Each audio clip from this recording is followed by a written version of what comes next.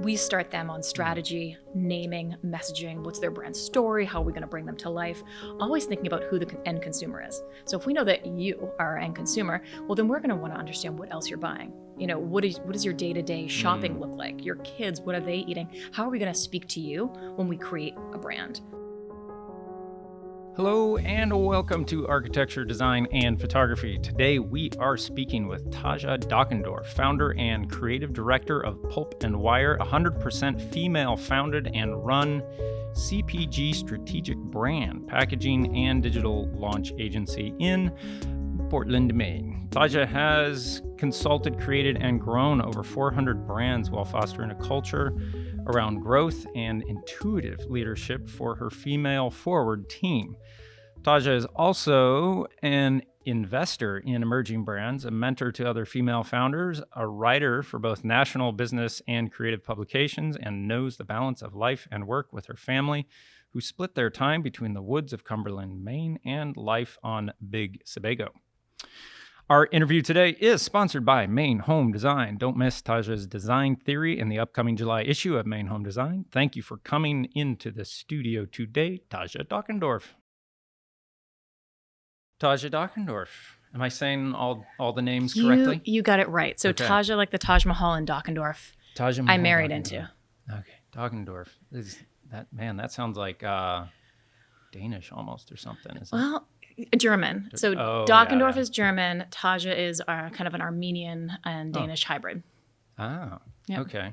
Interesting. They took off a lot of letters on the Armenian side, which really caters more to my Danish Right. side. Right. Huh, cool. You must get your height from the Danish side.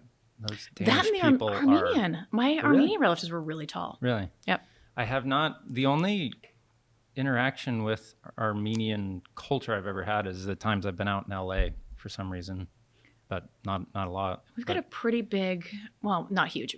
Boston has a much larger Really? Armenian kind of gathering, but got a few here in Portland. Yeah, and quite a history that a lot of people are not very aware of, and I know that mostly Correct. just through the guy from System of a Down, the lead singer. Is he I Armenian? believe. I could be going way out of line here, but I think he is, and he's spoken a lot on the Armenian genocide. The Turkish I believe, genocide, and yeah, it's a thing. Yeah. Yeah, Well, for those who want to say that it's real, for real or not. And that's honestly what got my grandfather, and well, I shouldn't say my grandfather, his parents, over into Maine. And ultimately they came through Ellis Island and they came up. oh, cool. And my grandmother tried the bread and water at every stop and did not like it until she hit Portland. She was like, I like the bread and water here, we'll stay. Interesting. Because Those are such the Red Cross brought them up through Boston, so That's that's why a lot of interesting. Armenians left in Boston. Now, obviously you're probably not going to be able to tell me this, but that's really interesting, like such bland, basic things as water and bread that seem to have just The like two a most background important taste. things. But yeah, they're like a foundational Yeah. thing that Bad water you can taste, like when you go to Florida. we have really good water in Maine, I think. We do, yeah. We have a well at our house in Cumberland. It is just Same here. the best. It is this deep well, and it goes down and the overflow comes. That's off a spring. Yeah, we're spoiled. But no, man, my grandfather he had a meat market, or my great grandfather did. My grandfather was a state senator, first of his family to really learn English and graduate high school and then college. So and he started the Maine Grocers Association here in Portland. So you've have family. You're from Maine. I'm from Maine. Yep. I am not. I am a transplant. So that's why I have to write it on my shirt. So I can keep Just so people know that you're representing. I know I wasn't born here, but yeah. So when Danielle first sent you across as like, here's our next person, the first thing that stood out to me is that your organization is administratively 100% female operated, or the administrative part of it, or So I'm 100% female founded. So I founded the company myself okay. with no one else, but really and also female run. So my managing director, my programmers, my senior designers, my account managers, with the exception, there's 20 of us, but we do have one male, bless his heart, Brian, on our team. bless his heart. He is amazing. And he is our 0.1 person. He's our 1%, I guess, in our organization. He is. He's lovely. But yeah, and it's hard to find. Female art directors are rare. Female programmers are rare. which I know seems crazy to say, but female founded and then run and owned without any other further assistance is it used to be 0.1%. Really? Of the creative agency side, because Now, it's such a male dominated field, which was funny because I started off my career in industrial design, wanting to do automotive design. So I already started off in a very male dominated career path and then switched gears. Yeah, there's so many hot potatoes there that I dare not ask too many questions, but I want to be brave, but not ignorant. Ask them, come on. I don't want to be ignorant and saying things that I have no experience in or no question in, but like, all right, so have you worked in a more like male dominated agency and then come to this, and can you talk about the differences and, absolutely. and the feel? I mean, some of my greatest learnings have been from my male colleagues and mentors. Right. I've learned who I wanted to be, how I wanted to show up for my team. And honestly, women intrinsically are nurturing and have empathy. And that sometimes can get in our way. It can sometimes be a superpower. Of course, yeah. So, see, I've always thought like we have these ideas culturally from history that like, well, men need to be in power and leadership. Right. But if you can find someone who has the ability to be a leader, and these are pretty universal character traits and everything else to be a good leader. My wife's an incredible leader, incredible people manager, leader, can sense what people need and doesn't control or take. She's you don't have to cater to it or pander to it, but you can have that spidey sense that helps you, and that's that piece of empathy. I don't have that. But when you find someone that like has as a already possessing additional talent and ability that adds to a position of leadership in that way, it seems like that would be a no-brainer. Like, all right, here's in our current situation an outlier coming into this position. What are the amazing benefits that can come from this? Right. And in your experience, what do you find the difference is in working with and under male versus female leadership and being a leader yourself? Have you seen like embodied shortcomings that you have to deal with, and then also superpowers in a way that others don't have? Like that's a big loaded question. I know it's a wonderful one. Though. I know. I told you to ask. So, like I said, some of the best learnings I've learned from my male colleagues, and some of the biggest ones were if you could remove empathy, if you could care a little bit less. I'm great at that. You would be amazing at X, Y, and Z. And I really took that to heart. And I said, oh, should I toughen up? Should I be different? Should I try and mold myself to be something different than who I naturally want to be? And I took that advice and I said, I love that, but I don't want to remove the empathy to be and aware the care. of, but not remove. Is probably exactly right. There's a big difference. So really, it's more about being direct, and that's what I found. You can be direct, but still have an empathic tone to what it is you're saying or how you're addressing the situation. It also comes down to, and a lot of women in my company have kids, or they want to have kids someday, or it's about wellness and life-work balance. And there's just a difference that happens when you've been through it, when you are the mother of 2 kids, when you understand you've been on the other side of it. And I wouldn't want my team to follow the same path that I followed, but I'm understanding of their path is different than mine. Sure. And at the end of the day, I just need really great work to be done. So how are we all going to come together and do that? Well, having an understanding that we're not all built or created equal. Right. Male, female, it does not matter.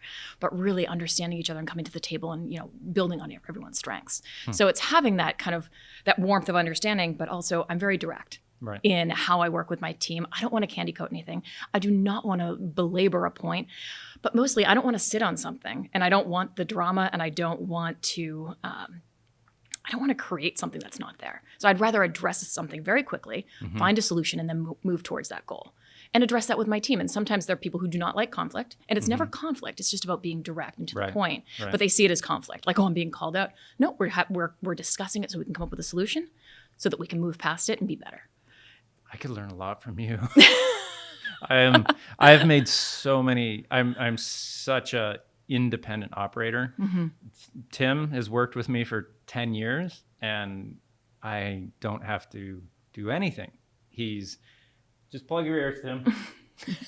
He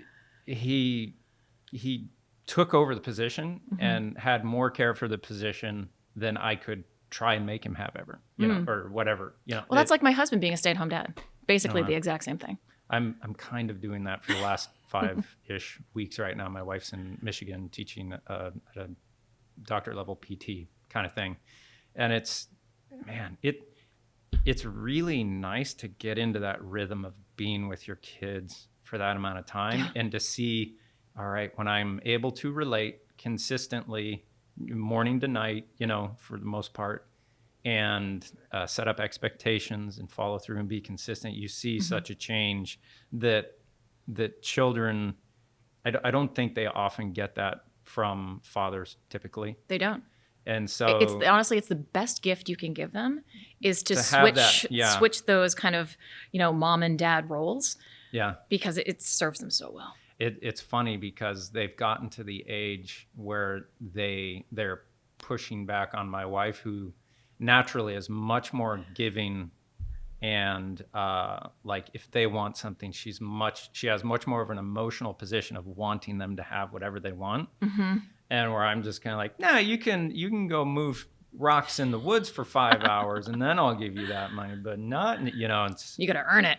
Yeah. It's funny because they're really picking up on it. They're responding to it well. And it's really interesting to see the different personalities, how one is really into like STEM field type stuff. And then the other is far more in his body. He's got to be constantly moving and very, very different kids, but way off topic. They always are.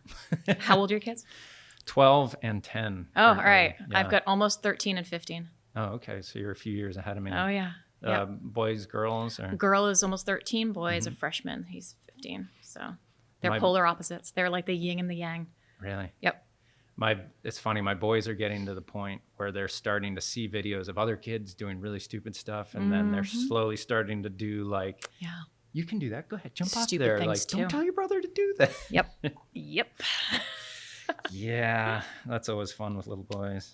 And then I got a friend who lives out in California. It doesn't matter of the gender. They do it to each other. I remember my daughter was 2 and he must have, or 3, and he must have been 5. And he told her to go stick a little play key in the electrical socket because that's where the unicorns lived. I'm like, you guys have been doing this to each other. I'm like, since you were like itty bitty, since you could like mess with each other. She's like, oh yeah, I got shocked. I'm like, oh my God. My oldest son put a screwdriver into the back of our electric stove. That's like 220. Jeez. And it was like, and he didn't get shocked luckily, but the screwdriver was like melted. Oh my God. Yeah. You let them do the stupid things and just hope they don't get hurt too badly. Learning the lesson, not to ever do that again.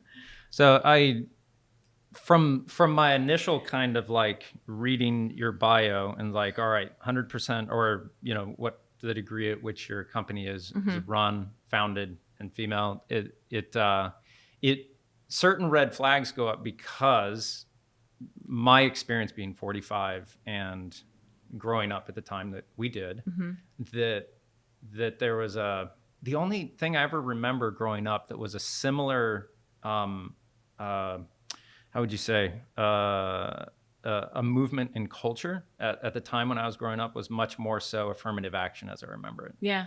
And I'd always hear people complain that didn't get a job because someone else was getting it. And at the time as a kid, I kept thinking, yeah, but you need this to get people into positions where other people can think it's possible that you can get there. And I understand that. And I never set out for this to be the case. The 1% that I am is just because I founded the company myself and I'm the sole owner of it. Yeah. All my other employees, and I've had other male employees over the years, it's really about the right people showing up at the right time. Right. It was never about gender. It was about the skill set and what they were going to bring to the table and with the opportunity. So, and really the right women showed up for the job. Right. And, you know, I interview some amazing men that I'm like, all right, great. I would love that. I love the diversity in the space. But for me, it was always about the right women just showed up for the right position at the right time. And then, you know, like I said, you know, I worked in the agency side and have always loved, you know, learning from everyone. I'm just a lifelong learner. Right. That's always, you know, I like the diversity too. Yeah. But never an affirmative action side. But I agree with you. For me, it was always the right person at the right time. Yeah. It's it's a complex situation and a complex conversation going on within the country that I've listened to a lot of stuff that is pro, like we need to have equal opportunity and we need to have equal outcome. Right. And when you hear the arguments against equal outcome, the arguments made that if you're forcing people into positions simply to get a 50-50 representation in all areas, you're going against people's base nature rather than them choosing it. It seems like we have to work at removing all barriers to anyone being able to do whatever they choose to do. Well, and I think it's the right people for the right job. Right. And that's what you have to look at. Take gender and everything else out of the equation and just kind of look at them as people. And don't look at them based on where they graduated from. I mean, since I'm on the design side, it's what is the skill set? What is the talent? Right. What have they worked in the past that could really benefit us moving forward? But also when thinking about as a team, it's not just about filling another role. It's not like, oh, I've got an account manager who left and now I need to fill another role. It's about, well, take a step back as the owner and say, well, what do we really need? Do we need another account manager? Do we need to move someone around in the office or in the space that maybe their skill set is better suited here now that I've gotten to know them over 2 years? Right. And that's what we do too. So I guess that kind of comes down to the empathy. For me, it's never just refilling a space. It's looking at the team and saying, where's everyone to be the most successful? And then what is the next team member that we need, if we even need one, once we've looked at everyone's skill set and strengths, and then how do we grow? Right. So I'm a big fan of understanding people's strengths, but that's my background. Also, not my background, my family's background is industrial organizational psychology. So I like to think I do a nice little bit of that on the daily basis. All right. So explain to me what industrial organization psychology is. So instead of, think of it as the psychology of work. So it's how people fit into the relationship with their working style. So it's organizational, being like the business, and the industrial is the fact that it's a bit not as personal or emotional, but really looking at the employee, the person, as the person. What are their strengths? What are their skills? What are they really best suited for? Because I mean, you see all these kids going off to college and they don't know what they want to be until their fourth year, and then they graduate and they don't even know if that's right for them. So you enter the workforce and you're put into a job, but that might not be the best job that's suited for you. Right. So it's part HR, it's part organizational management, and just looking at the person, their skills, what they're capable of, and then moving them into the right role. Now, what did you go to school for? Art. And how did you design? How did you get to a point of being able to articulate this? Yeah, that's a great question. A lot of it is learning. So I went to school for industrial design. Initially went to Mass Art, wanting to be an automotive designer. Which I think you told me that earlier, and sorry to. No, I'll go into more depth.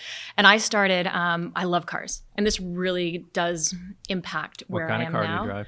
I have a Mercedes, but I have an old 81 Scrambler on my side of my yard that I've been working on. So 3 rows, she's lifted, has these huge tires, but it's time for me to move her to a new home. So if anyone's looking for a Scrambler, you let me know. That's more of a labor of love. Put too much money into it and too much time. Yeah, but I love older cars. So that's why I kind of went with that. The thing I love about Scrambler. Slightly older cars is you can choose the ones that have jumped the gap of being crap or being timeless. Yeah. And so I've consistently throughout my life really never owned a new car. I always get cars that kind of are just coming into being cool. And it was like, that is kind of neat. I'll drive it for a year or two and then flip it and whatever. But as you know, when you sit in a car for the first time, it's that immersive experience.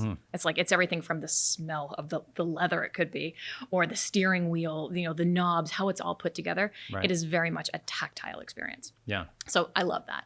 But I did not want to work in Detroit, and I was being groomed for other agencies that were just not where I wanted to be. So I ended up changing career paths and finished up school in New York. And it's right when Adobe Creative Suite was a thing. And the new Macs had just come out. There were the colored ones, and then there were the big monitors. And I got to learn. I was at the cusp where I got to learn the old school way of doing it and cutting Ruby Lith, because our teachers were old school and they wanted us to know Ruby Lith. It's like it was how layout used to be done. It was like an overlay of red, clear, like cellophane material, and you would cut it with an X-Acto blade, the letter forms or the shapes of. So basically, it was all manual graphic design. Sheesh. Publication layout. A lot was done with what was called Ruby Lith. In the interest of egalitarian equality, when did you graduate? I graduated college in 2000.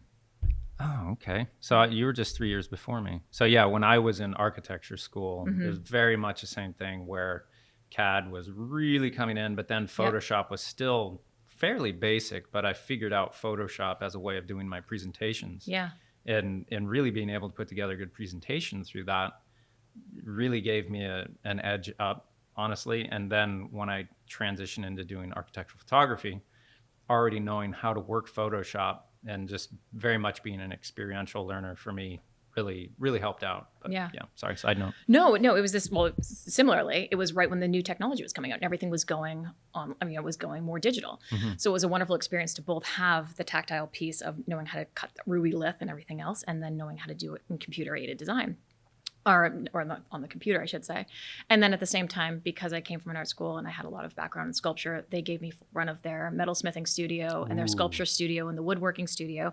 So I got to, they brought me in as a TA, so I got to teach and then taught ceramics to little kids and taught ceramics to these. It was a very sorority fraternity school that I went to, but it had the most beautiful art facility and no one was using it. And it was just like it was like a dream come true. I had sandblasting machines that nobody was using. So it was just like, it was a dream for a couple of years. And then my professors were artists from the city. So they helped me with internships and opportunities and really getting a feel for what the art scene was like and the graphic design scene. And I loved it. And I just kind of fell in love with it.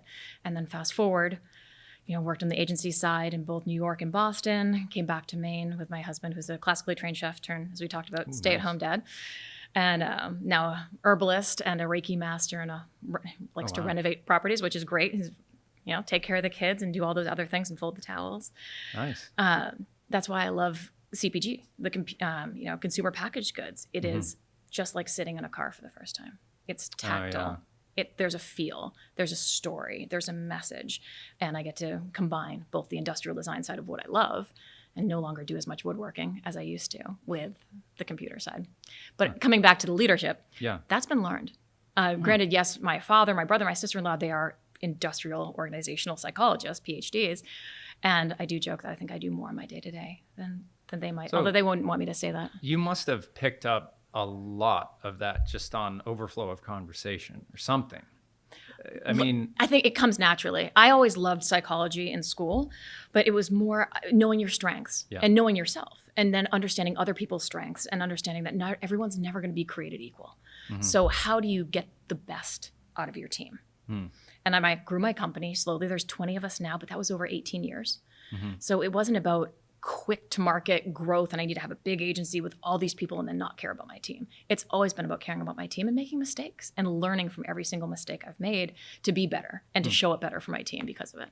Now, why did you choose to start a business and have more employees rather than be a sole proprietor? And this is coming, I only have everything to run through myself, like the choices I've made and why I've made the choices I've made. Yep. And then to understand why someone chose something different helps give me perspective. Supply and demand, I guess. So I was a freelancer when I was working at other agencies. I was a contractor for the agency. I was their creative director, but then also, or their art director. And then I was also had my clients on the side. And then the vendors I was working with, they were bringing me projects and new clients. They were saying, we love working with you. You're great with the clients. Your files are incredibly clean. You make our lives easier. We've got this new client for you. So I started building my client list. And then over time, it was really, I brought on an intern. And then from that, because I needed help. And then finally, I let go of that white knuckle grip of needing to do everything myself. And she joked. She said it took about 2 years before I would really let her do anything. In a creative workspace, to let go of that is so hard. And then having an account manager to help manage the client. And then things grew. And my intern is still with me. She's my design director still today. So I've gotten rid of that white knuckle grip. I'm like, just do it. It's yours. But it's about growth.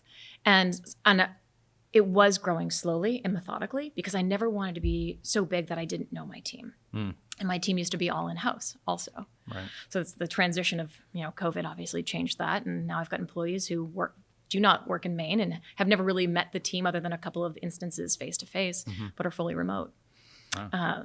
But coming back to your question, for me, it was really about, there was a need. I needed to grow. And it wasn't because I didn't want to be an independent. I love doing the design, and I still do the design. I haven't given anything up per se, but I've been able to be in more places at once. I've been able to grow. I've been able to learn new things. I've been able to take my time being the strategic leader on new accounts and clients while still overseeing the creative process as the creative director, but then also helping brands grow. So by not being just a freelancer, it's allowed me to be there for bigger brands throughout many phases of the process, which I love. And then also, culture, being there to create a culture for my team is something that I found I value.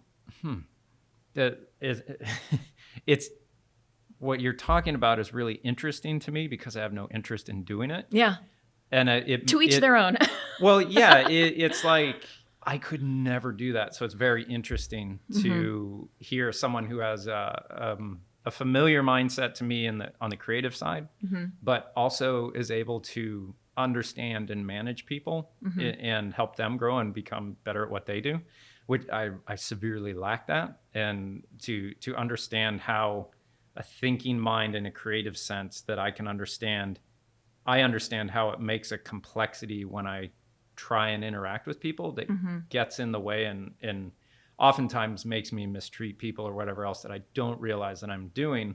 I'm just kind of trying to put my will through, and I'm like, geez, I'm sorry. I didn't know, and to have that awareness. And I've been told I lack a little empathy at times. So I think that's probably... Well, it's trust. I think it also comes down to that piece too. When you're a sole proprietor, you're used to doing all these things and wearing every hat. Right. And I am used to wearing every hat. Even if I want to introduce a new piece of technology to my team, I want to learn it first. Right. Because I don't ever want to not be able to be there to support the growth and not know how to do something. Right. But it really is trusting your team. I mean, for me to have 20 employees now, it is about trusting that they're going to show up as their best self, and they're going to do the right thing for not only myself but their teammates.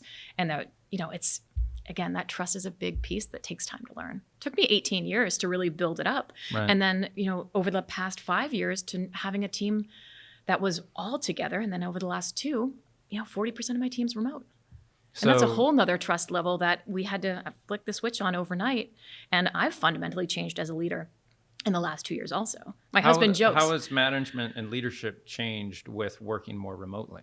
I want to say it's more structured. I've been able to really pull together a lot of, standard operating procedure and materials and how to work so that everyone knows, there's no question as to how am I supposed to do this. It's more like, well, let's all be on the same page, and here it is kind of outlined. So it's very clear. So no matter where you are, it's easy to onboard. So instead of operating within a relational understanding where you guys see each other every day, that you were kind of separated out, which in a sense had a requirement that we need to put this on paper. So we don't have to explain it. We understand our boundaries and expectations. And that kind of allowed that to facilitate a more mobile workforce. And again, the right people showed up who didn't live in Maine. And they were the right ones for the job, and they were going to be, the appropriate fit for what I needed. Right. And then the other side of it is I have a managing director who is amazing, who's been with me for 4 years. And that was another big piece where she really manages the account managers and the business side and new business development for me now, which I've been able to kind of step back from. And again, this is the trust and not having that white knuckle grip. It's like, you're amazing at this, own it. And it allows me to manage my creative team and still be very much in touch with the creative process and help foster them to be better leaders and better creatives and to show up for the clients, so that at the end of the day, the clients have this team that we're working with and we're hearing them across multiple teams of account managers to creatives to design directors to deliver the best work. And I still get a close, connection with each of them because we're on Zoom every day. Every morning at 9 a.m., everyone gets on Zoom. And we spin a wheel now as to who's going to run the meeting so that we all have a turn to do it. I'm over here wondering if you've had your IQ checked. Other than online ones. You can articulate and elaborate on that, all that. I'm running at high RPMs to keep up. And to be able to possess such a managerial mind and that creative side is just, that's... Well, and I think that's me finding my stride in the last couple of years. And my husband jokes, I was going to say this before, he's like, you wouldn't recognize yourself 2 years ago. And it's true, because that comes back to, again, trust. When everything gets blown apart, which is really what happened in March of 2020, everything kind of got thrown into pieces. And it was, I had 24 hours to figure out exactly how we were going to function tomorrow morning. Ooh. And it was like, all right, here's what we're going to do. We're going to use Zoom. No one's ever used it before. We're going to try this. I'm going to change how we do all of our internals. And it was my managing director and I being like, all right, we're going to test this. Let's see how it goes. Everyone's home. How do we keep everyone feeling safe? Who needs to be in the office? Effectively, a couple of us. And where are we going to work the best? And then over time, it was hearing my teams like, I need to be in the office. I'm dying being at home. We'll come back in. We have protocol in place. We all trust each other. We know where we're going. And it was very easy for us to work together without fear and without having to have all these crazy protocols because, again, this came down to trust. We trusted each other. And we knew each other because we had worked together. And I knew the strengths. I knew what they were bringing to the table. And we all wanted to protect each other. So that is a big part of, I've got a larger team, which isn't huge. It's 20 people. It's a lot of salaries and a lot of payroll. Yeah, it is. But we know each other and we care for each other. And that's been the biggest thing from a leadership standpoint is how do you create that culture where you actually do care and you're not just saying it. So high RPMs, very high RPMs. I'm gonna take a breath. So Danielle had a few questions that she'd like us to kind of go across to kind of spur more stuff. And then we do have to talk about surfing at some point. So we'll go get there now for fun. Yeah, I can catch up there maybe. So do you surf ocean and behind boats? Is that like, tell me your backstory on what you do to recreate yourself. So this is going to sound terrible because you'll have to tell me where you surf. When we first moved back from Boston, we first moved back to Maine, we had a winter rental on Higgins Beach. Oh, nice. We had a winter when we moved here in 2003.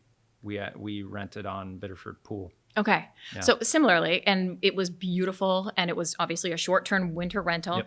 And I just remember watching everyone sit out on Higgins Beach all winter long, never catching a wave, but bobbing up and down for hours on end. And I was like, wasn't that fun?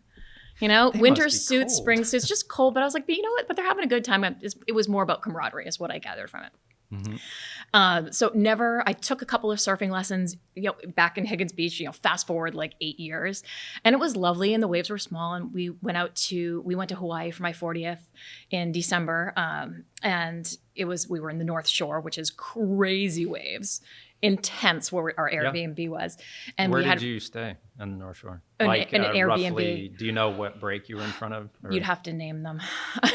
All the breaks. I'll let you know if we were close to it. You'd either be like to the south of Waimea, down near Chun's, or you'd be up closer to, there's Shark Cove, and then there's... I think we were near Shark Cove. Shark Cove. So I think you're going to be in between Waimea and like Pipeline and Rocky Point. Yes. Yeah, we were just south of Pipeline. And rock piles. Crazy. Yeah. I remember the Airbnb was right on the beach and the waves that were coming, and I was just like, this is freaking me out. Oh yeah. I'm used to tiny little Higgins Beach waves, and this is nuts. So you went right into the big it. Fish there, huh? But we did some surf lessons in Hawaii. There were wonderful little cove, tiny little waves, and it was delightful. And so that is the extent of my ocean surfing. What brought me to wake surfing, which is, again, I don't know if you've ever done it. We did it for the first time this last summer because my two boys have really gotten into surfing and skating and snowboarding. And I kept seeing it, and we've done it behind other boats that make normal wakes. Yeah. I was like, geez, this would be really good training and just fun. And we were going to be up near Long Lake anyways. And I found a guy who rents a boat out hourly and takes you out to do that. So. Yep, I know them all well up there on Long Lake. So our boat was on Long for quite some time. Oh, okay. And we had a wake surf boat up there. We originally started with a non-wake surf, a jet boat. And my son, naturally inclined in the water. He could just get on a wakeboard and he was up and going, crossing the wake. We're like, you naturally good. Right. Naturally amazing water skier also. And my mother was a professional, water skier also up on Sebago Lake, and everything else is my late uncle. Like slalom? Yeah. Wow. Trick and slalom skier. Yep. Slalom looks so hard. You're laying into those turns. Oh, I not a water skier personally. No. But my husband, my son, my daughter, my mother, all big slalom skiers. Wow. And my son was at camp, and I joked with my husband. I said, we should be cool parents, and we should learn to wakeboard by the time he comes back from camp. So we did. And I was like, you know what? And I was like, there's this thing called wake surfing. So this is how like committed I get to things. I was like, I could rent a board. So we went up to, Sun Sports, and I was like, all right, I need a wake surf board. Give me like a rudimentary one. I need a beginner's board. So like, here. And my husband would not let me out of the water until I figured it out. And of course, we're on a jet boat that casts no wave. So you have a sweet spot of like 3 inches. So you got on a jet boat where you were letting go of the rope? For like 2 seconds. On the jet boat, you had to hold on to the rope. Yeah. And then over time, I realized I love this. This is the best thing this is therapy. I don't need anything else except to be behind a boat on a wave, no tow line, you throw it on, and then it is like skateboarding. You can kind of ollie off the wave. You can cross the wave. Yeah. You can spin. You can do a whole bunch of tricks. So you've gotten where you can get over to the other side of the wake just doing that? Yeah. Well, we've got the boat that'll move the wave from one side to the other. So we've upgraded over the years because I said, I don't ever need a therapist, but this is what I want. I said, so let's put the money together and figure out what that would cost. And my kids love being on the water. So we graduated to a wake surf boat that casts like a 6 to 8 foot wave behind the boat. Wow. And you get on, you throw the tow line in, and you ride that wave. Yeah. And it's forever. It really doesn't need to stop unless you fall off that board because you're doing a stupid trick. Have you ever surfed a point break or anything? No. There's a few places I can tell you to go north of here, several hours. That sounds like a whole new set of equipment I don't have. As long as you have a surfboard, you'll... wake surfboards are much smaller. Do you normal surf in the ocean at all? No. Nope. I put all my money into the lake stuff. It's more reliable. You can just set a time and go do it. Yeah. Like in the lake, I can get that. I have a job in Texas in a few weeks, and there's a wave pool in Texas. There, anytime I have a job in Texas, I'll make sure I log time and go there. And it's weird because the wave starts, and it's not like any ocean wave. And then all of a sudden it turns into an ocean wave. But it's just a fun experience to know you can go get ocean type waves for a time. And the really weird thing I found is that you're extremely sore the next day from the movement of surfing, but not the movement of paddling. You're normally sore from paddling, like your back and shoulders and everything. And you're actually on your feet, not all that much. But with the wave pool, you're surfing so much. The wave pools look pretty cool. And for new people, I can teach anyone to wake surf. That has been like my whole team. It's kind of like an initiation. I'm like, it's the summer. Let's do this. You're going to learn how to do it. And they see me do it. They're like, that seems really hard. I'm like, once you get the feel for how to get up and you realize where that sweet spot is in the pocket, right? It's not. It's relaxing. I mean, you can just take a deep breath, and it's only 10 miles an hour. Right. It's not fast. And yeah, I love it very much. It is a lovely way to relax and stay in the water. And, someone can throw you a beer from the back of the boat.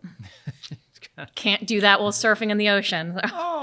Kelly Slater popped a beer while he was pulling out of Chopes. But, he's Kelly Slater. That's Kelly Slater. So there is that. All right. So questions. Back to like real things. Please give a little backstory on your creative upbringing and path to building Pulp+Wire, which we kind of went through there. Touched on different parts of it. Yeah, good for us. I know. I think check. My mother's a dance teacher at Waynfleet, has been there for quite some time, and bless her heart, put me through 13 years. I did kindergarten twice at Waynfleet on her salary. And, my father is a, industrial organizational psychologist. And, between the two of them, I think that's the balance of creativity and both sides of my brain. Look at that. Yeah, they really are. That's a good balance. That's probably why you're so skilled at what you're doing. Okay, so why focus on CPG brands? And that's consumer packaging goods. That's a specific niche that your company focuses on. Is the actual packaging and delivery of product in packaging to user. Brands like Bob's Red Mill is one of our clients. So they come to us with, say, a new product that they want to bring to market. Okay. So I'll back up a little bit. So CPG, consumer packaged goods, it really is what we focus on. And that's in the natural and organic. So that's really what I believe in. So a lot of our foods are natural and organic CPG brands. In natural and organic realm. There's so anything a you see lot at Whole of your Foods. Stuff in our house. Yes, I bet I love going to like small stores or Whole Foods, and I can just buy our brands and be like, this is delightful. Right. Vermont Creamery, we help them just redo their sour creams, and their butters are now on shelf. And, a slew of other, larger CPG, but then also startups. So there are brands who come to us who don't even quite know what their name should be. And we start them on strategy, naming, messaging, what's their brand story, how are we going to bring them to life, always thinking about who the end consumer is. So if we know that you are our end consumer, well, then we're going to want to understand what else you're buying. What does your day-to-day shopping look like? Your kids, what are they eating? How are we going to speak to you when we create a brand? So strategy, all of that market research is really important to understanding the name and where we're going to sit in the aisle and on the shelf with other similar brands. Right. And then the creative. So if we know what else you're buying, we kind of know what makes you tick. Right. And then if we it want has a matte finish, I'm way more likely to buy it. So we'll come back to that. That is that industrial organizational side. It's the tactical part. But there are things that glossy can sometimes denote cheaper, or high fructose corn syrup. There's cues that we have in our lifestyle from where we are now, from where we've been, that we now think is more natural than others. Mm-hmm. So we never want to pull the wool over anyone's eyes. We want to clearly tell the story of what it is that they're purchasing. No matter how smart you are, you have about a third grade reading level and a 2-second attention span when you're grocery shopping and hungry. Yeah, I being stay-at-home dad for the last few weeks, I went to get groceries last Friday. I made the mistake of being hungry when I went. Yeah, $600 later. Luckily, it was only like 3 something, but I should have been out of there for like $100. I didn't need everything I got, but I was like, that might be good, and this looks good. And I shop based on shiny objects, so I'm not allowed to go grocery shopping. I go with my husband. He's like, this is why you don't come grocery shopping. I'm like, this is why I should never go grocery shopping. It's market research. Right. So again, coming back to what we do, it's research and strategy up front. We want to make sure we have a solid foundation before we start to even think about how we're going to decorate the house. So CPG is not just essentially, we designed the box that you're already designed and labeled and named and research product is in. Mm-hmm. You're starting at the beginning with companies and walking them through the entire thing. How we're going to bring their product to life. Right. Okay. And then that middle part is the creative. How does it look? How do we create something that fits our target audience, our target demographic, where we're going to sit on the shelf, how we're going to stand out from the other products right next to us, and how we're going to make an impact or quickly tell our story on the packaging. And then our last piece of what we do is digital, because you could have the best strategy, the best name, and the most beautiful packaging in the world. But if no one knows you exist, you're dead in the water. So the last piece is growth and digital. How do we social media, content creation, putting them out there and figuring out what those brands need, working either with their internal marketing teams, or we manage full social media accounts, start to finish for our brands to help them grow and help them be seen. Okay, that's interesting. I'm going to have to ask you about that later. Sorry.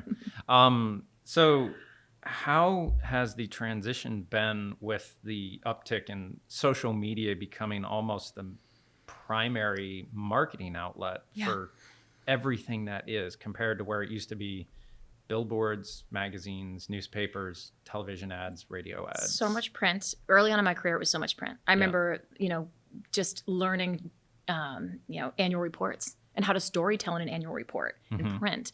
And now with, what we do at Pulp+Wire, it is all digital. There's really very little. Every once in a while, we'll do a report for, if it's the Nature Conservancy and we're helping them with a book. But it's really, because we work with a couple of wonderful nonprofits that we also really believe in. So yes, CPG is 80%, 90% of what we do. And then there's that other piece of just causes and nonprofits we believe in, environmental side of things. So as I distract myself from what the original question was, the transition into how much, do you have to shift your focus and attention and ideas towards social media marketing specifically? Oh, yeah. That's why I know I ignored it now. Yeah, TikTok is the bane of my existence. So yes, it used to be Facebook, and then it was Instagram. And Instagram changes its algorithms, and then it has posts, and it's got stories, and it has reels. And now just a post doesn't do anything. You have to reels and video is what is converting. And now we're back to a regular algorithm feed has now changed on Instagram. So it's just it's constantly keeping up with it is a pain. But TikTok is, sadly, the future right now of getting brands out there and influencers and finding other people with large followings that have real followings who can influence the decision making of How do you other determine people. real followings and number of followers to say that someone's an actual influencer? How do you discern that? So you can tell pretty quickly. If you look at the amount of followers they have. So say someone has 100,000 followers, but there's no one commenting on their posts, and they have 30 people liking them. Majority of those people are not engaging in their content, so they're not active. What you want influencers with active followers. So you see that through engagement and likes and comments. It's so weird just managing our own social media for Trampbell Photography. It feels like this caustic grind for me as an individual to try and manage it. And it's this odd thing that social media was individual media, but it's capitalism. You know, I'm not a socialist by any stretch, I wouldn't imagine. But, you know, capitalism has gotten its hands on that and said, oh, this is interesting. We can turn this into, and it's become what it is. And it's lost its organic person-to-person feel in many ways and become this juggernaut engine of I remember Instagram when it just started, and it was weird content people were posting because no one knew what they were doing. And it really was kind of like a visual view into someone's life. Oh, yeah. But now it's the best of reel. And it's cultivated and curated and polished and honed. And have you scrolled all the way down to your first post on Instagram? I love them. Yeah. I mean, I know which one like it was. My son walking down a dock at like a year and a half, you know, and I was like, oh, look at that. You can put a little like Kodak thing around it.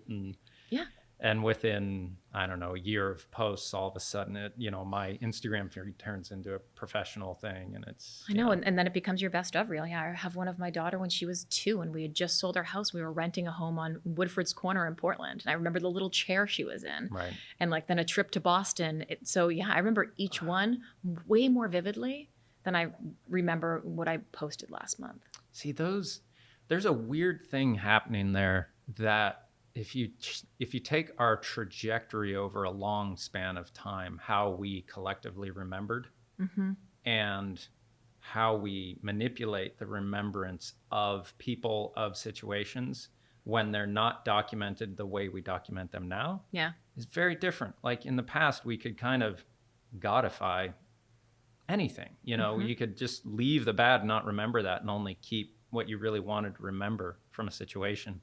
And now we have this very clear photo or video. I try and remind my kids everything is permanent. So be careful what you it's so what you weird. Record.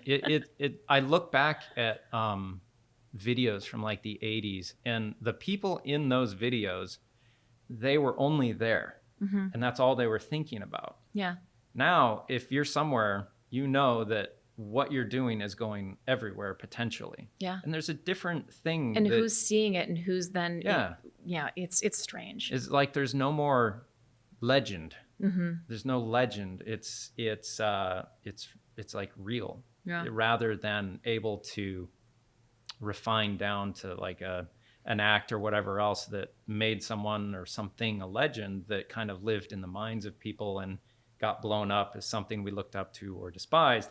Now it's real. Well, back it used to be a snippet of a moment, and you remembered the full moment. Right. Now the photo is the moment. It's almost like the photo is being taken to replace the moment, and you're so taken aback by having to have that photo that you forget to be in the moment still. Oh yeah, everyone views everything. Or taking pictures of their food and everything else. Yeah, I guess it's a necessary evil because you need to show people what you're doing.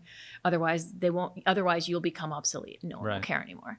But there's part of me that loves being obsolete also. And this is, I kind of write on this a little bit. I'm working on another article. I'm a natural introvert, but a trained extrovert. I see. Okay. Now you're in my realm. Yeah. I mean, I don't want to take photos of everything. Yeah. I don't want to be out. I know I have to be. I know it's a necessary evil that has to happen for my company and to grow and for my team. But I'm the worst at taking photos on vacation with my kids. I'll come back from a whole vacation. I'll have nothing. And I'll have to force myself, be like, I should put something on Instagram. I am so much more in the moment and I enjoy every single moment. I don't remember the moments when I'm too busy trying to curate the perfect shot. Well, there's this really interesting thing that happens when if someone recounts what the medical community and psychology community would call a spiritual experience, as in you can't explain that and there's no empirical evidence to say whatever, but you went through that. Now, the more whatever it was that you went through that you recounted into articulate word, the less that experience that you had still has an effect on you. So as you articulate, you lose the emotional connection, and it transfers from holding something emotionally into conveying it in articulate word. So if you're molested, abused, or whatever else, if you don't talk it out, you will constantly hold it as an emotional experience that affects you. Yes. But if you talk it out, that emotional holding of it, you can let go of that. So you just explained exactly why being blunt and direct in a company is so important. Okay. So you don't hold on to the emotional baggage. Ooh, resentment. Yeah. Yeah. Or you build it up, you turn it into something it's not, which is why it's the exact same thing. It's why I like to talk about things. If something's not right, let's talk about it. Because there's a solution. Drive my wife We're crazy with that. We're gonna find it, but it doesn't have to be. It doesn't have to. Just don't sit on it for 3 weeks, letting it fester into something that it never was, but it now has become this thing. Right. Whereas if you can just articulate it and talk about it and open it up and have an honest moment with how you're feeling, you're going to, move past it way faster. Right. And you're going to come up with a solution to next time not have it be as dramatic. Yeah. No, that's fair. A lot of my ability to provide for my family and the talent I have comes from being highly critical in noticing, and experience is my way of discerning truth. Yeah. So I don't learn from other people teaching me or telling me secondhand. I can know that, but I don't necessarily believe it until I embody it in an experience. Like I said, my best things I've ever learned have been through my own mistakes. Failure is amazing. I totally agree. I could not agree more. I think when someone's like, oh, what's the most success? I'm like, my biggest success is about my biggest failures. Right. Because it's given me that chance to look inward and be critical Yeah. and say, ooh, I don't want to do that again. Or I don't like how I felt when that Here's happened. something inside that I didn't know about that I was doing.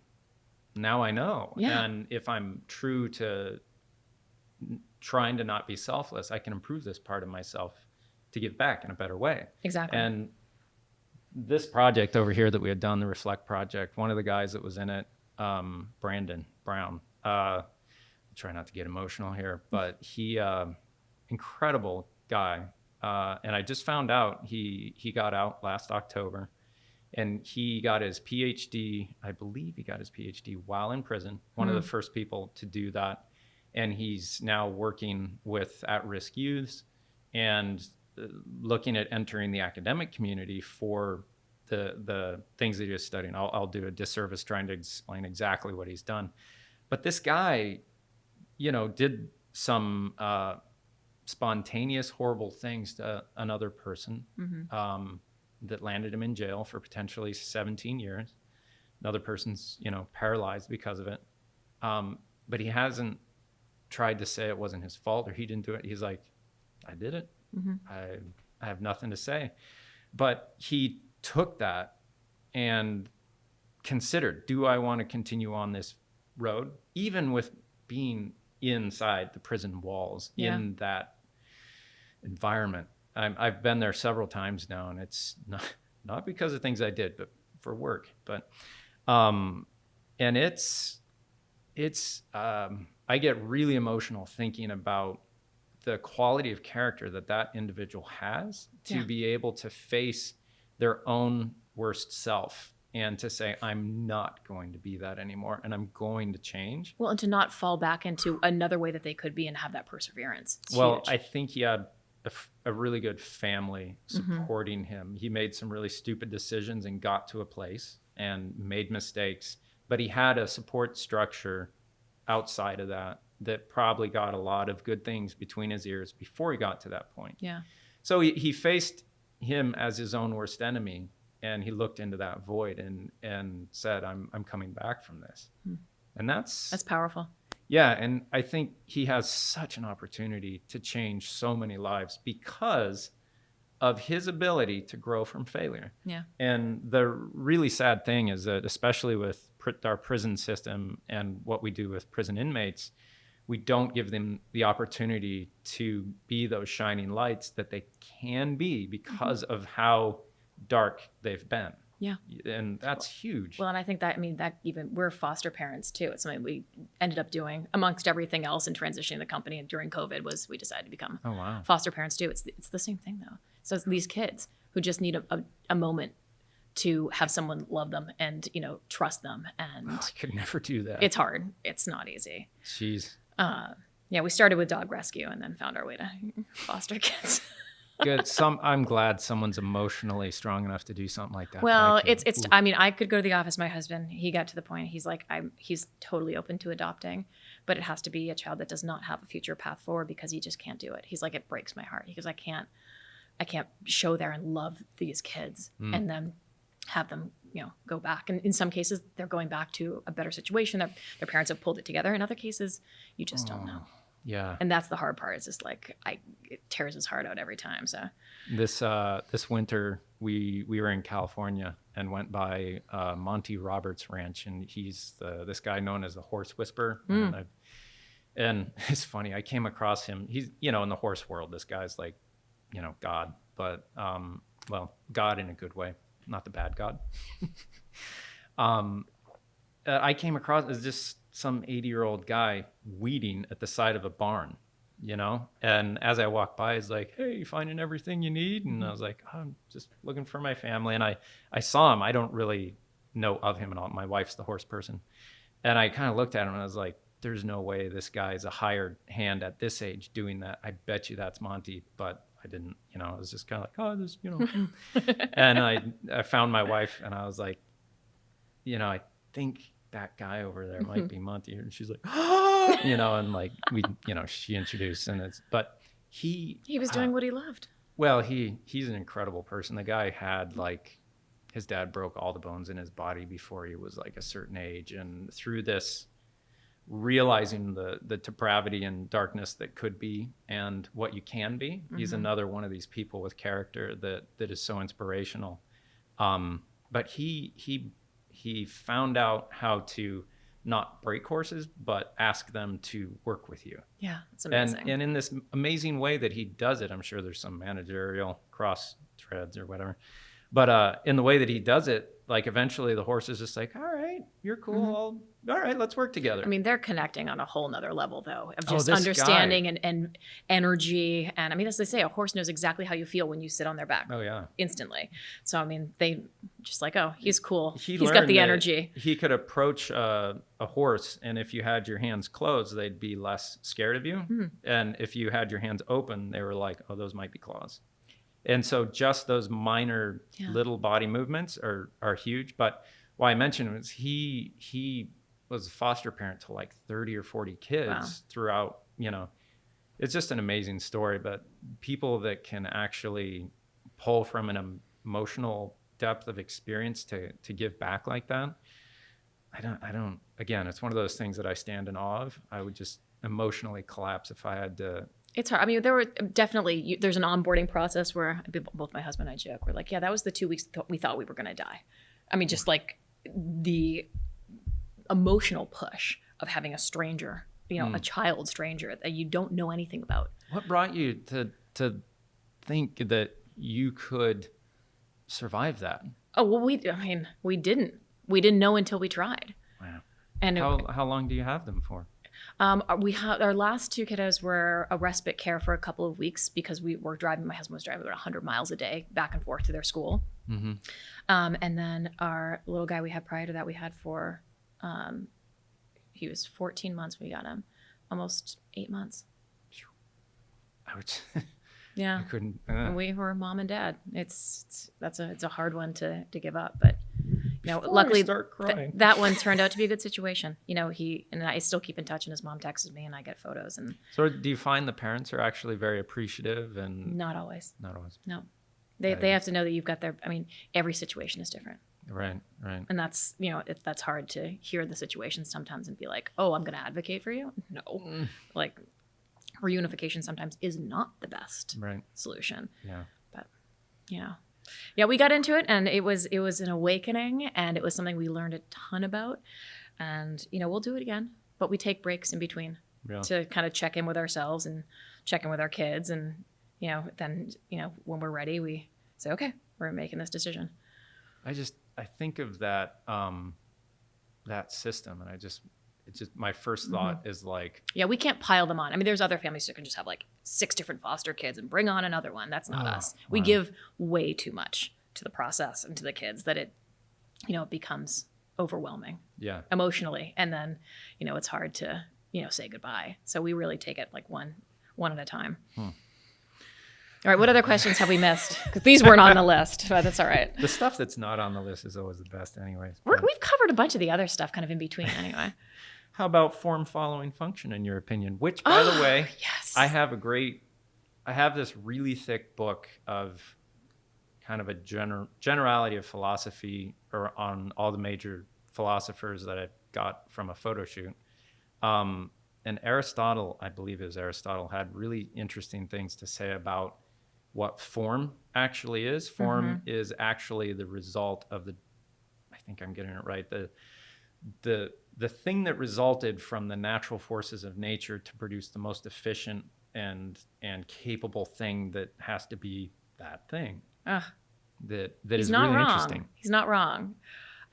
For me, and especially in the CPG side, it is about form creating ease. So again, in nature, as purchasers and consumers of the product, we become very used to something.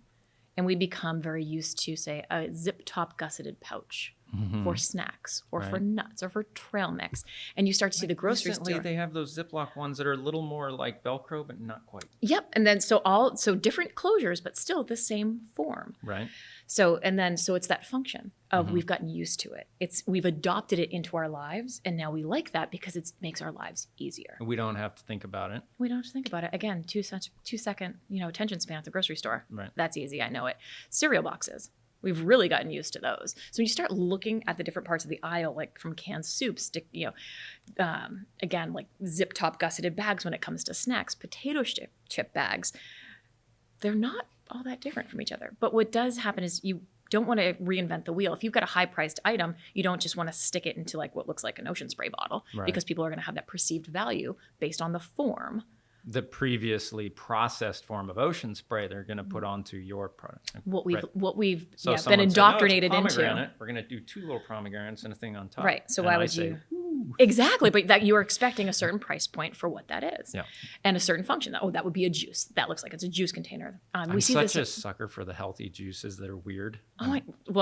Again, they're trying something that's different, that's appealing to you as the consumer, because it's like, all right, the form is not that different, but how you're going to relate to it is new and interesting, and we're gonna be able to captivate that consumer to pay a little bit more because now the vessel's a little bit that much more interesting. So the form and function is really, then it comes down to also the touch and the feel, the relationship you have with the product. So you could just have a box, just like everyone else's box out there, but maybe the finishing treatments, maybe there's an emboss, maybe there's a little bit of foil or gold or silver or some pop to it that's grabbing your eye. The messaging should also be specific to the consumer and what they're looking for. Again, that 3rd grade reading level, you want it to be clear and concise, but it's the touch. And when then you get it home, you have an experience with this product because you can open it and there could be another message somewhere or an Easter egg or something hidden that was like this aha moment that now brings you into having a relationship with this food product or beauty product that you never would have normally had, because whoever designed it was taking a little bit more time to be thoughtful with the relationship you're going to have with it beyond just purchasing it. Yeah, or the actual product itself. Yeah. Like that's the first time I noticed quality packaging was around Apple products. Oh, that moment where it suctions to the bottom and you get, that's like a patented suction that happens. I'm going to save this and do something with that. And the plastic, so even in the Apple store, they won't touch that plastic. They're like, we'll let you undo the plastic if you want to pull that little zip tie. Yeah, all of that it's the relationship for a higher priced item that you relate to it being a higher priced item. And you see a lot of this too with, because of COVID, unboxing experiences at home and home, shipping and how they're packaging things up. Because when you get it there, you could open it up and you have an experience with the brand at a totally different level. Because they're in your home and now there could be stickers in there or a little bit of extra merch or something you didn't expect. Or they could upsell you on a future product or 15% off. They're getting you at home now, and that's kind of cool. Yeah, all the little additional stickers that come with stuff are now on the front of our washing machine. My wife hates that, but my kids are like, put it on the washing machine. It's better than the back of the car. All right, so why is the consumer process so important to the work you do? The consumer process. So that comes back to the buying behavior. That is really understanding who the customer and the consumer is. So, you can make a beautiful design, but if you don't know who it is, your target audience, you're really not designing for anyone, especially in the CPG side. So you want to know, maybe you've got 3 different personas or 2 different personas of age demographic and what else they like, and if they've got kids, or if they're, a flexitarian, which means they'll eat anything, but today they might be a vegan and tomorrow they might be a pescatarian, and on the weekends they're going to eat meat. That's the first time I've heard that term. Flexitarian. I'm a little bit of that because I try and be gluten-free and vegan, but maybe once in a while a slice of pizza sounds good. sounds real good all the time. So understanding who you're, honestly, it's understanding the audience. Who are you talking to and how are you going to talk to them? Right. And that's how you relate. How do you get to understanding the connection between, all right, here's our product that we have, who's going to buy it? So it's understanding what the product is inside, because our job is only as good as the exterior. It's up to the brand and what they're putting inside that product to be amazing so that the customer wants to buy it again. So now, do you work primarily with food and organic in that realm, or food and beverage, beauty, so wellness kind of lifestyle brands, and then cannabis. Cannabis. Okay. It's a whole nother market of target demographic. Did you work on seaweed stuff at all, or? No. We've done sweet dirt locally here as well, and early in the day did some work with the Wellness Connection also. Yeah. We photographed the seaweed place that Caleb Johnson Architects had done in South Portland. Are they both in South Portland? There's one in South Portland. Yeah, there's the one over by Chipotle and then the other one over by the mall, I guess. So, it's beautiful work. Nice. And cannabis is like the Wild West. You can really do whatever you want as long as you understand compliance and you know what has to be on there and what the state will allow and what the state won't allow. And then everything else is have fun. It's very interesting because I remember in high school watching people write normal with the little weed symbol in it and stuff and thinking that's never going to happen. It's crazy, But now to see it come through, it's very interesting how much added value in the consumer experience, the branding, the market, the whole thing. It's kind of like they kind of knew we know how to do this and to keep it upscale to a large, mostly degree. Well, again, some of it's upscale, some of it's kind of, bottom of the barrel, low hanging fruit consumer, but they're targeting, that's just it. They're targeting the consumers that they want for that product. So, there's inexpensive product that might not be the best, but again, there's a consumer for that. And then there's more elevated product that's going to be more expensive, or at least it's perceived to be elevated. Right. And then there's a consumer for that as well. How much do you get into the psychology of pricing things? It depends on how much that product's going to take to make. So that's the other side, is the ingredients. Supply chain also comes into effect too, of what the packaging is going to cost, and then perceived value of what other brands at that level are charging as well. Okay. So I have 2 beverage brands as well, and our biggest thing right now as we're reformulating is ingredient costs. They're crazy. Yeah, with how inflation and just fuel costs and everything else, fuel's such a foundational thing that everything else goes up around it. Yeah. And they're saying we're experiencing 10% inflation in the last 2 years, I think. Oh, yeah. I don't know if it's going to get better anytime soon, but it's crazy. But that affects all of, the packaging, where it's coming from. Custom packaging makes it harder to do because it's going to take longer and be more expensive. So it's what can you do that's off the shelf, that's pre-existing, but then make it beautiful and elevate it. And again, messaging, web, social media, how does it all come together so that by the time the person, you're shopping at the grocery store, maybe you've already had 5 touch points with that brand, and you're already in a relationship with it. You're oh, I've seen someone talk about this. I saw someone try that. Oh, there it is. All right, I'm going to buy it. Right. And that's a big part of the buying process now. Is it still, I heard something recently that that idea that you have to see or hear about something 7 times before you, is that still consistent? 5 to 8 times, yeah. 5 to 8 times? Yeah. Interesting. What was I going to ask you? I had a good question, but of course I forgot. Design is so subjective. How do you tailor your brands and clients to different consumer groups? So similar to what we just talked about. It's about understanding, well, what is it? If it's a CBD beauty product, well, then and it's more of a female-oriented product line, well, then we're going to target the look and feel to who that ideal woman is that we want to sell to. If it's more of a snack mix or a chip and it's family friendly, well, then that's a different target audience that we really want to be thinking about messaging, look, feel, how it's going to, the families are going to gravitate to it, how it's going to live in their life on a day-to-day basis. And then it comes into the form and the function again. How are they going to use it on a day-to-day basis so that it makes your life easier? So not only do we want it to find its way into your cart, we also want it to make your life easier and then be something so good that you want to buy it again. So I kind of remembered my question, but first question, what's a CPG design presentation that you've recently seen that you've thought, oh my goodness, they knocked that out of the park. I wish I had done that. Oh, well, I just came back from Expo West, which was in California, and that's the largest natural and organic consumer packaged goods shows of all the brands. There is some really, I don't know about the packaging. I get really excited about the product, to be honest with you. And I've seen some really interesting, there were some interesting brands like egg brands. Happy Egg is one that, their yolks are bright orange. So for someone who's had chickens before. Like an actual egg. Like an actual egg with, instead of like a soft yellow yolk, it's a bright orange yolk. So if you've ever had chickens, the more orange the yolk, the healthier, like the more organic feed that chicken was having, the more nutrients are in that egg. So those are the kind of things that get me excited. It's when there are less ingredients or less junk in the product. Another client we were just working with, Zero Egg. It's an egg substitute, but it's not filled with like all these chemicals. It doesn't feel like chemical meat, which not my favorite product to work with. Chemical meat.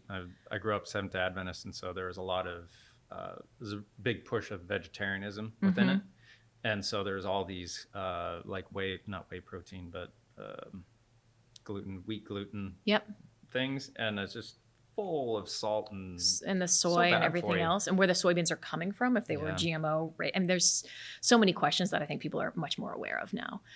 All right, cool products I wish we had done packaging for. I don't know. This is why I don't have a tattoo. I would never be happy with it. I would constantly want to change it. So I see something that I love, I'm like, that's awesome. There's a really interesting kind of explosion happening in ethnic cuisine also. So like Asian, Som has done some really cool stuff with sauces. Fly by Jing is another one that has got some really cool design. So that's what I'm seeing is, people bringing their heritage back into the limelight and being really super proud about it, but it's their own personal take. So I've seen some really cool, bold packaging with those two brands and a couple that we're working on too that different than those that I think are going to be, really bring the roots back to, their cultures and where they came from and what they're really proud of again. Interesting. Yeah.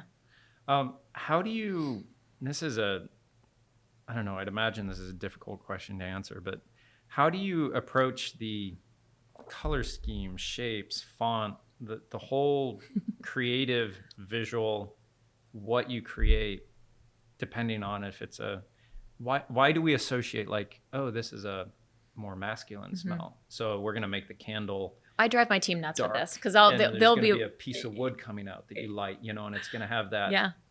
Like that's a thing. And we know it, but we've never encapsulated it into laws that like, oh, it's this, check the box, do that. Yeah. But we know it. Like, and how do we reference that? And like, it's for children, so the colors are going to be this and the shapes will be that. It's going to be bright and poppy and contrasty, but for men it needs to be dark and rugged and woodsy and for women it needs to be pink. Yeah. So we try and not fall into that pattern. But what we have learned as over the years is that men won't gravitate as much. Well, actually, they're changing, but they don't gravitate towards the real girly stuff.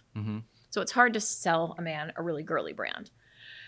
It's much easier to sell a woman a much more masculine brand. Because we tend to, I don't know, but it's like there's like a receptiveness to like the darker color and the wood tones and the nature and the naturalness to it, just as there is to the softer, sparkly stuff. I wonder if there's a difference in how you identify and relate. And if there's a bell curve, I'm not saying everyone, but like a bell curve of consistency that there is more of men tend to highly identify with, like I highly identify, like my friend group is very reflective of similar mindsets, right? I wonder if there's a stronger propensity to identify anything that I'm involved with has to identify with what I identify with to some degree. Yeah, and maybe which you're that's used a to. Consistency with a male mindset. Bell curve, not saying everyone. And then there's a more of a bell curve consistency that there's a more openness to be able to relate to whatever on the female side of it. And I wonder if that plays into that somehow. Well, it definitely comes into effect when we're designing vision boards and working very closely with the client to say, here's 3 different directions we can go in. You know, this, and of course, they're not totally opposite from each other, but they're variations on a theme based on research and information, who we know our target audience to be. You know, if it's a female-oriented product, then, you know, it could be a little bit softer. It could be a little bit, I mean, it also could be really masculine, kind of bold. It can go in many different directions, but that is a big part of our process, is understanding the consumer, the client, and where they're envisioning it going, so we can come up with 3 different directions in the vision boarding process to say, here's, you know, conceptually ways we can help bring it to life. You mentioned something else too within that process. It's oh, now I've lost my train of thought. That's infectious. I know. Well, okay, so on the vision board side, that's an important piece. It's color. So this was one that you mentioned. So with my team, I drive them nuts because we could be working on, let's say it is like a meat product. There are colors that you just don't want to use. I would imagine with meat, anything that's green is green out. and blue you want to be cautious of.